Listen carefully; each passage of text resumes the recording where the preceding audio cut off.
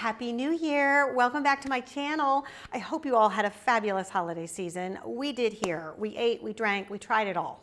But now it is time to rein things back in. And for that, I wanted to show you a super simple dinner idea that's healthy, delicious, and so easy. The whole thing can be made in about 20 minutes. All right, let's do it. First, you want to add a 1/4 cup of olive oil. To that, we're going to add 1/2 of a squeezed lemon, 1/2 teaspoon of dried oregano. You could also use dried basil, dried parsley if that's all you had, 1 garlic clove that you've minced, and some salt and pepper to taste. And then go ahead and whisk that all up until it's combined. Then I have 2 boneless, skinless chicken breasts here. And what I like to do is cut them in half vertically so to butterfly them. Keep your hand on the chicken breast and then just slice it in half like this with a sharp chef knife, making sure you're not cutting it all the way through. You just want it to lay flat like that. Then you can also take a piece of parchment paper and a meat mallet and just flatten them out a little bit. That will just help them cook evenly. Okay, now that our chicken's ready to go, we're gonna put it in our marinade here.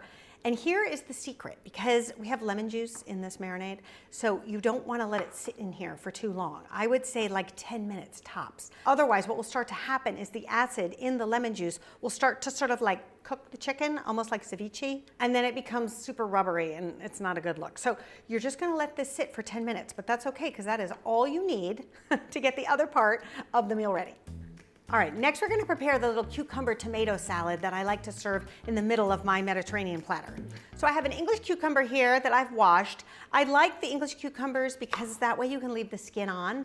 You're just getting more nutrients, more fiber, and the skin on the English cucumbers is just a little bit thinner than a regular cucumber. So you're going to just cut off the ends, cut it down the middle. You're looking for about 1 cup of chopped cucumber. And then I just cut it in thirds like this, and then just give it a chop until you get really nice little cubes. So I'm gonna put these in my bowl here. Then I'm also gonna use cherry tomatoes. It's better to use a cherry tomato because you'll just get more flavor out of them. So I typically will just cut them like this, once down the middle and once in half, just so you're getting roughly the same size as the cucumber cubes. And we're gonna look for 1 cup of these. Then you want to chop about 2 tablespoons worth of parsley, and the parsley just adds a really delicious, wonderful freshness to this salad.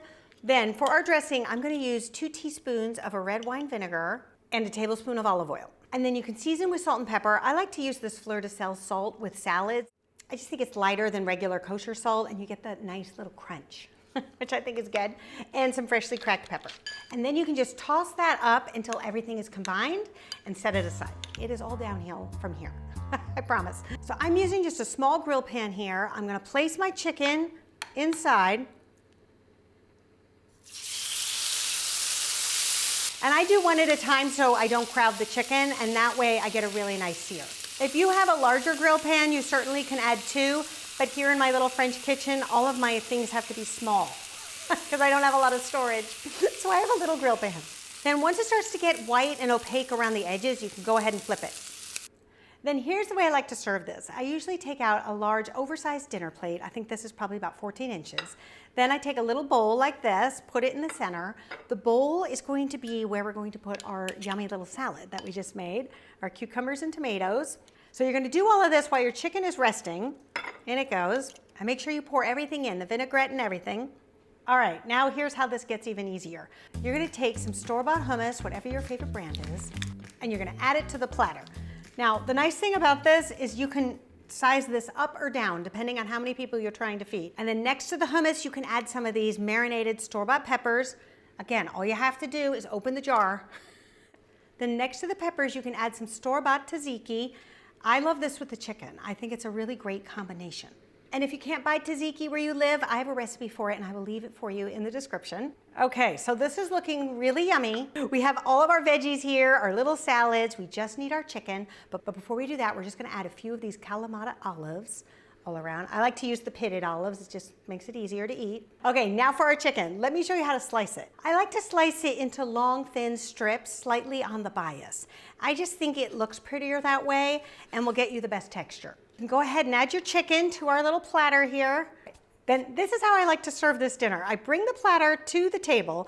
Everybody gets a dinner plate. You certainly could serve this with pita bread, or for something lighter, I really like these quinoa and rice brown crackers. You can typically find them in your health food section of your grocery store. And then everybody can kind of pile on what they like best. So You could take a little bit of hummus, add some peppers, add a little piece of chicken, and a little dollop of tzatziki. And if you really wanted to go for broke, you could put a little olive on top.